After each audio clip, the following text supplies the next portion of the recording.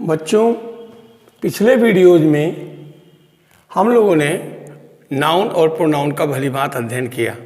आज हम एडजेक्टिव को लेते हैं। एडजेक्टिव कहते किसे हैं? हिंदी में इसको हम कहते हैं विशेषण, इंग्लिश में एडजेक्टिव। तो वह शब्द जो किसी संज्ञा या सर्वनाम की विशेषता बतलाता है उसे हम एडजेक्टिव कहते हैं। इंग्लिश परिभाषा हुई the word which is used to qualify noun or pronoun is called adjective। अब एडजेक्टिव दो रूपों में प्रयुक्त होता है। पहला यूज है एट्रीब्यूटिव यूज ऑफ एडजेक्टिव, यानी वह एडजेक्टिव जिसकी वो विशेषता बदलाता है उसके पहले प्रयोग होता है। उदाहरण के लिए देखिए, he is a good boy, वह एक अच्छा लड़का है। बॉय नाउन है, कॉमन नाउन है, और गुड एडजेक्टिव है। इस प्रकार बॉय की विशेषता बदलाने वाला शब्द जब पहले प्रयुक्त हुआ तो गुड यहाँ पर ये हो गया एट्रीब्यूटिव यूज ऑफ एडजेक्टिव, यानी ये उसके गुणों को प्रकट करता है। दूसरे उस पर आए तो हम कहते हैं प्रेडिकेटिव यूज ऑफ एडजेक्टिव, वह शब्द जो किसी नाउन या प्रोनाउन की विशेषता बतलाता तो है लेकिन वो उसके पहले प्रयुक्त ना हो करके सेंटेंस में वर्ब के बाद आता हो। जैसे द बॉय इज गुड, वास्तव में वह लड़का अच्छा है, यहां भी हम यही कहना चाहते हैं, लेकिन गुड का ऐसा प्रयोग ना करके जैसे हमें कहें द गुड बॉय, तो मतलब जो है रीड हिज लेसन डेली, कुछ भी आप यूज कीजिए, उस रूप में नहीं प्रयुक्त है जैसा ऊपर है, यहां पर बाद में आया गुड। इसलिए इस गुड एडजेक्टिव का प्रयोग प्रेडिकेटिव यूज के रूप में हुआ है, इसलिए इसको हम कहेंगे प्रेडिकेटिव यूज ऑफ एडजेक्टिव, वह लड़का अच्छा है। फिर देखिए, अब एडजेक्टिव किन किन रूपों में प्रयुक्त होता है। एडजेक्टिव के जैसे जैसे हम आगे बढ़ेंगे तो देखेंगे कि हमें कुछ न कुछ सावधानियां बरतनी होती हैं। आगे पीछे कहाँ करेंगे इसी के बारे में आपको ध्यान देना है। जब कोई एडजेक्टिव टाइटल यानी उपाधि की तरह प्रयुक्त होता है तो ये जिस नाउन या प्रोनाउन को क्वालिफाई करता है उसके पहले ना प्रयुक्त होकर के बाद में ही रखा जाता है। जैसे अलेक्जेंडर द ग्रेट, सिकंदर महान, ये हुआ, ठीक है। कांक्वर्ड, जीता, मेनी कंट्रीज, बहुत से देशों को। तो सिकंदर महान ने बहुत से देशों को जीता। आप इसको ऐसा अगर प्रयोग करेंगे, the great Alexander conquered many countries, grammatically it will be wrong, ये गलत होगा।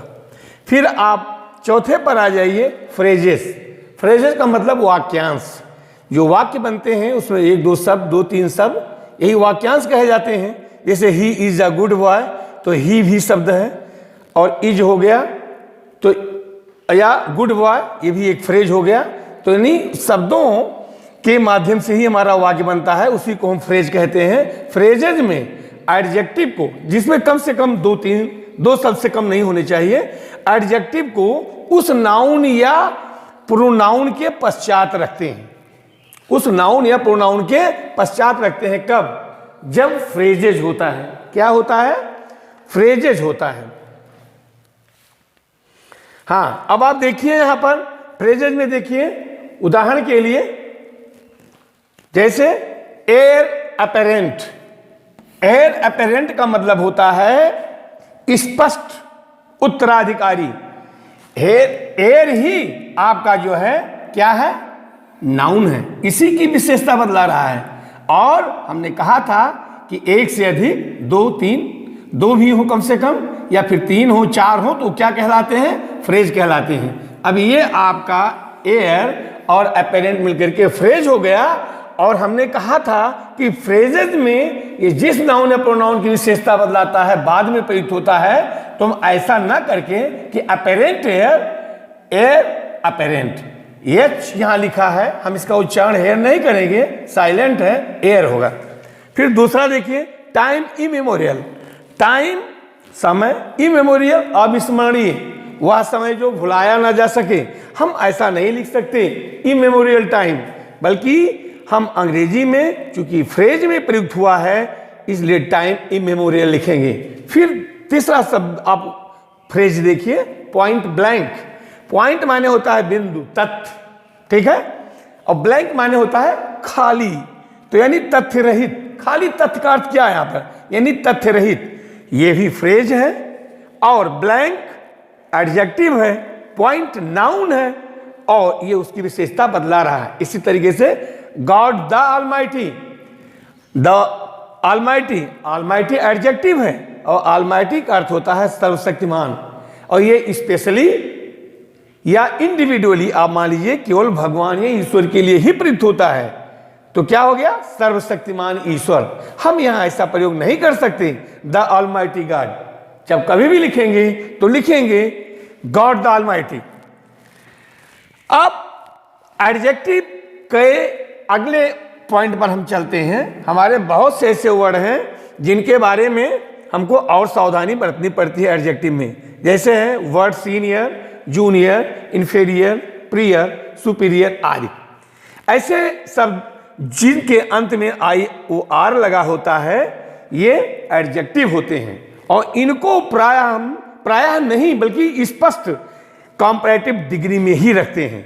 ध्यान दीजिए, अगर ये ऐसे वर्ड नहीं हैं जिनके अंत में IOR हो, तो हम वहां पर तुलना प्रकट जब दूसरे से करते हैं तो कंजंक्शन दैट का प्रयोग करते हैं। लेकिन यहां तुलना प्रकट करते समय हम दैन का प्रयोग ना करके TO2 का प्रयोग करते हैं, ठीक है। जैसे Shyam is inferior to Mohan, Shyam Mohan से श्रेष्ठ नहीं है। I am junior to you, मैं आपसे कनिष्ठ हूं। He is senior to me, वह मुझसे वरिष्ठ है। बस बच्चों, आज तक हम आपका टॉपिक यहीं तक लेते हैं।